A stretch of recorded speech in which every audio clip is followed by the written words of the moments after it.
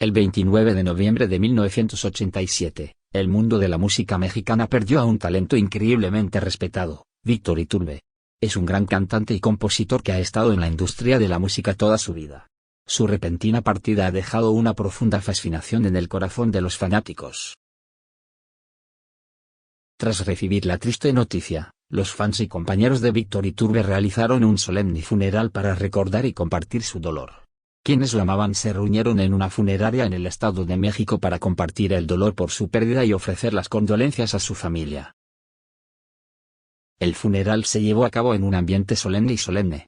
En el lugar del funeral se colocaron hermosas flores y placas conmemorativas, creando un ambiente de dignidad y respeto. La multitud estaba en silencio, muchos no pudieron contener las lágrimas al recordar los recuerdos y la poderosa voz de Víctor Iturbe. Durante la ceremonia, sus amigos y colegas se unieron para interpretar y ejecutar sus canciones como una forma de conmemorar y honrar su talento.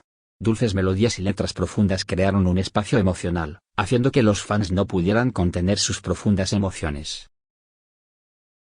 Luego del funeral, Víctor Iturbe fue enterrado en un cementerio en el Estado de México, donde los fanáticos pueden visitar y rendir homenaje. La larga avalancha de personas acudió al cementerio para ofrecer incienso y homenajearlo, mostrando su lealtad y amor incondicional. ¿Qué tal amigos de Tutoriales Gerberín? El día de hoy hablaremos acerca de la triste historia de Víctor Iturbe, conocido como el Pirulí. Sin más preámbulo comenzamos. Para no llamarte, me queman tus besos, me siguen.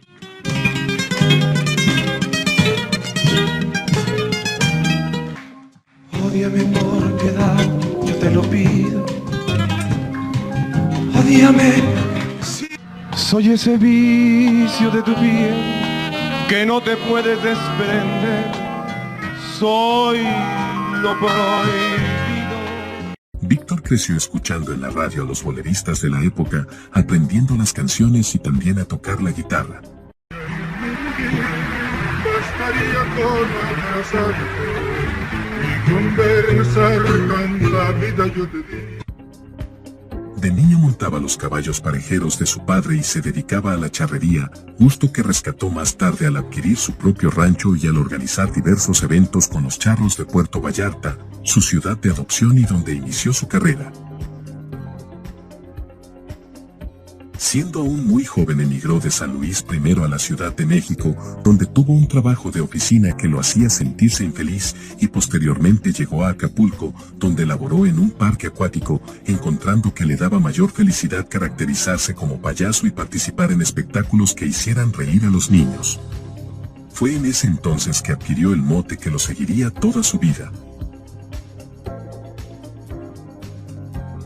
Era tan delgado, recordaría años después Irma, su esposa, en una entrevista para el diario El Universal, que cuando se ponía esquíes acuáticos y su traje de payaso, la gente decía que parecía un pirulí, caramelo macizo de forma cónica, y se quedó así.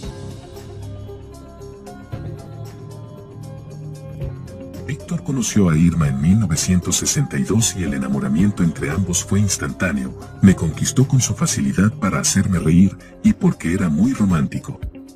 Me buscaba para llevarme flores, me cantaba al pie de la ventana.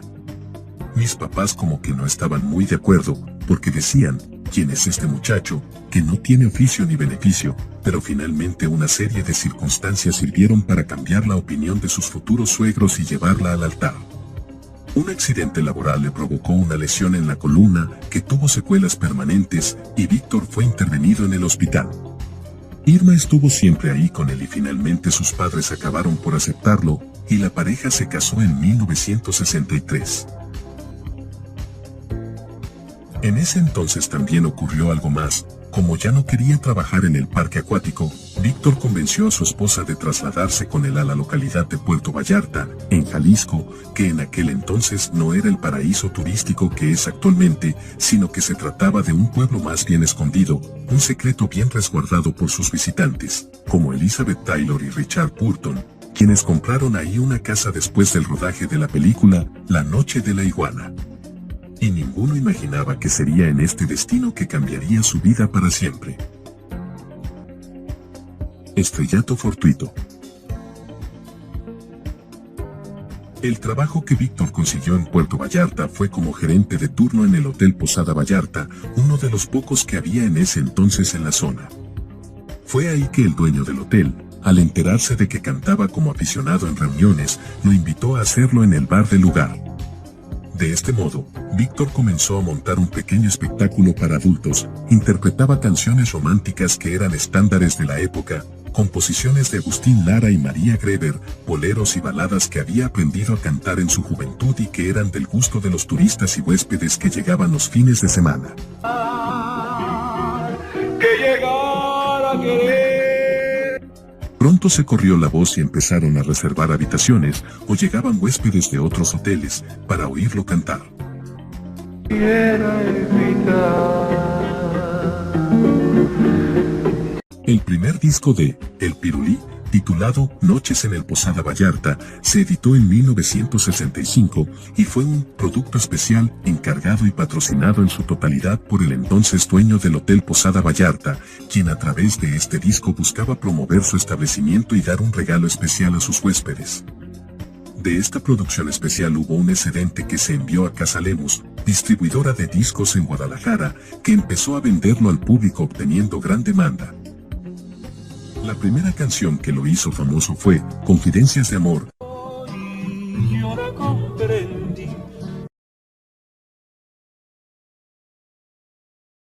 Y Víctor se enteró de forma casual del éxito de este tema en un viaje que hizo de Vallarta a Guadalajara. Tomó un taxi y escuchó que el tema estaba en los primeros lugares de la radio. El taxista, quien no lo conocía, le dijo: "Ah, es ese, el que canta en Vallarta".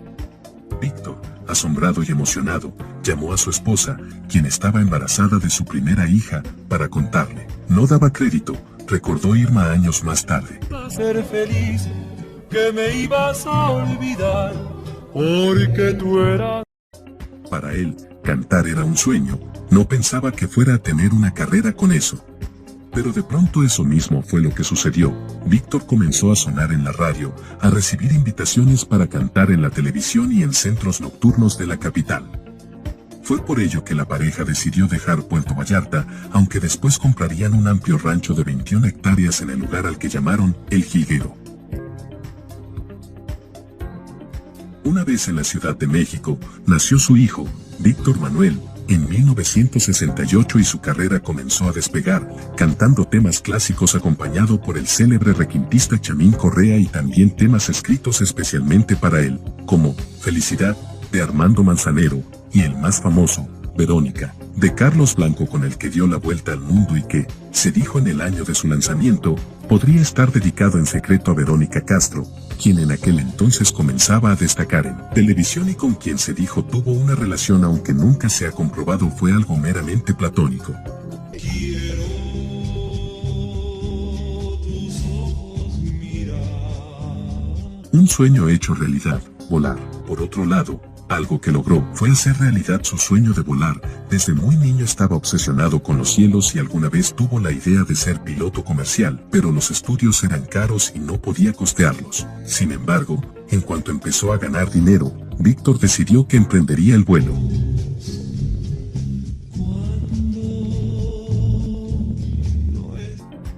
A partir de 1967, sus pasatiempos siempre estuvieron relacionados con el cielo.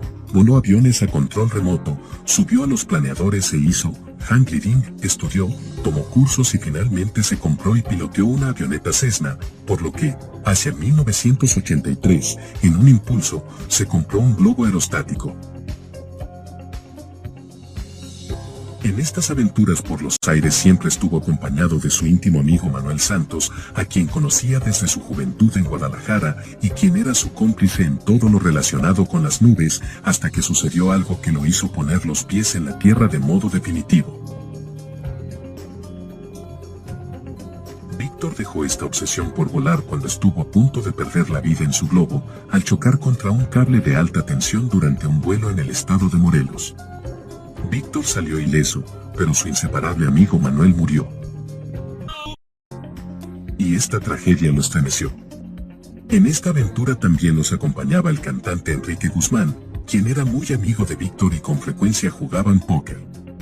A raíz del accidente en el globo y a instancias de una muy preocupada Irma, el Pirulí dejó de volar para plantar sus nuevas ilusiones y pasatiempos en la tierra, dedicando por completo los últimos 3 años de su vida a su rancho, El Jilguero, donde tenía caballos y animales, así como hectáreas de cultivos, algunos de los cuales contribuirían, a modo de rumor, a crear una leyenda negra en torno a su muerte.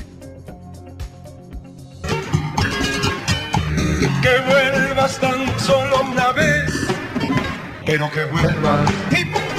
Sus últimos minutos. Era cerca de la medianoche del domingo 29 de noviembre de 1987, cuando Víctor Iturbe oyó sonar insistentemente el timbre de su residencia, ubicada en el exclusivo fraccionamiento de Las Arboledas, al norte de la Ciudad de México. El intérprete, quien había estado recostado en un sillón reclinable viendo una película por televisión, se apresuró a abrir. Su hija Lucy había ido al cine con su novio y todavía no había vuelto a casa. Lucy se fue sin llaves, le dijo Irma, su esposa, un par de horas antes, mientras ambos se acomodaron para ver la televisión. Era raro que Víctor pasara un domingo en casa debido a sus presentaciones personales, pero su concierto de esa noche en el casino de Tijuana se había cancelado, y había decidido pasar el fin de semana en familia. Después de una alegre comida, habían pasado la tarde jugando al dominó. Después Lucy salió con su novio mientras que Víctor Manuel, su hijo, subió a su habitación a estudiar para un examen. No te preocupes, yo la espero. Fue por esta razón que el cantante se apresuró a abrir, sin imaginar que no era la dulce sonrisa de su hija la que lo esperaba, sino que la muerte sin rostro acechaba afuera de su hogar. Las malas compañías. Aunque todo aquel que conoció a Víctor Iturbe coincide en señalar que era un hombre encantador, bien educado y generoso, lo cierto es que también sucumbió a los efectos negativos de la fama, por asociación. Pronto, conforme crecía su popularidad, según señalan reportes surgidos después de su muerte, Víctor comenzó a ocupar un lugar en el medio del espectáculo, a participar en largas giras artísticas dentro y fuera del país, y comenzó a relacionarse con personalidades algo turbias, especialmente relacionadas con el mundo del juego y, se dijo en diversas fuentes, del tráfico o siembra de estupefacientes. Ahora bien, a nadie le consta que el Pirulí vendiera, consumiera o distribuyera drogas. Todo esto se ha incorporado a la leyenda urbana tejida en torno a su violenta desaparición. Pero si hay algo de cierto, la noción de un vínculo y deudas con el crimen organizado, más específicamente, con los integrantes de un cartel entonces vigente, es considerada la versión más lógica, debido a la gran vida que se daba Iturbe, quien había alcanzado un estatus económico envidiable, acumulado varias propiedades y siempre rodeado de lujos. Los investigadores se convencieron de que esta última hipótesis del crimen podría ser la más cercana a la realidad, toda vez que su labor como cantante, aunque de notable éxito, no le permitiría gozar de tan ostentosa riqueza, y menos aún en ese entonces, a principios de la década de 1980, cuando la nación mexicana se encontraba sumida en una desastrosa crisis económica que afectó severamente a millones de habitantes, y era notable que la vida de lujo y derroche de el Pirulí no correspondía a sus ingresos. Pánico y peligro. El espantoso grito de Iturbe al ser acribillado hizo que Irma y Víctor Manuel salieran de sus habitaciones y corrieran hacia el recibidor. Fue Víctor Manuel quien vio a los 3 hombres que se daban a la fuga y subían al auto. Entrando en pánico, Irma arrastró a su marido hacia el interior de la casa, y de este modo, la escena del crimen fue comprometida y se complicó para los investigadores forenses. Lucy llegó unos minutos después, en compañía de su novio, y ambos llegaron a encontrarse con una escena dantesca, más adecuada para una película de terror, que era justo lo que habían ido a ver esa noche a un multiplex en un centro comercial cercano. Según muestran las fotografías que circularon en la prensa, Víctor Iturbe yacía en un charco de sangre, como un títere sin hilos, sus brazos en ángulos extraños y su cabeza hacia un lado. Hubo que sedar a Irma para apartarla del cuerpo de quien había sido su compañero, fiel o no, pero siempre ahí con ella, por más de 20 años, sin respuestas. Aunque al principio la familia y la prensa trataron de hacer pasar el homicidio como un asalto frustrado, pronto trascendió, conforme se hicieron públicos los reportes policíacos, que el cantante había sido ejecutado. Las investigaciones revelaron que muy posiblemente, el Pirulí había sido asesinado por órdenes de un cartel del narco. Esto debido a las características del crimen, le habían disparado una carga entera, a una distancia de menos de 6 metros con balas calibre 9 milímetros, de tipo expansivas, que dieron en el blanco y fueron letales de manera casi inmediata.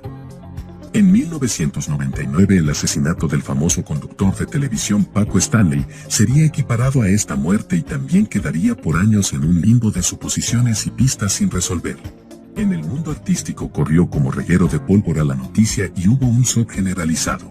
A su sepelio acudieron figuras como el célebre Raúl Velasco, quien fue el zar del espectáculo por décadas, Enrique Guzmán, José José, Guadalupe Pineda, Dulce, Imelda Miller y muchas otras figuras que eran amigos del intérprete, aunque ninguno quiso hacer comentarios. A mediados de esa época, las ejecuciones del narco no eran comunes y el asesinato de Iturbe fue un evento fuera de lo común, lamentable.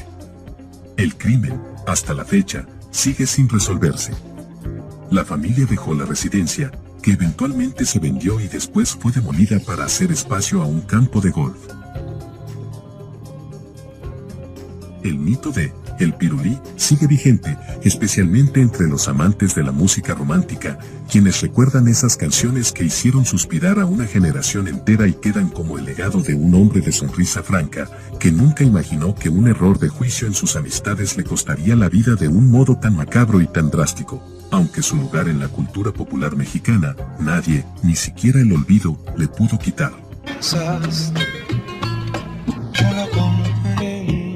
Muy bien amigos, hasta aquí llego, con este video sobre la triste historia de El Pirulí. Si el video les gustó no olviden suscribirse a nuestro canal y dejar su like, eso me ayuda a seguir subiendo más, y mejor contenido. Hasta la próxima. De engrillarte a mi lecho, aunque san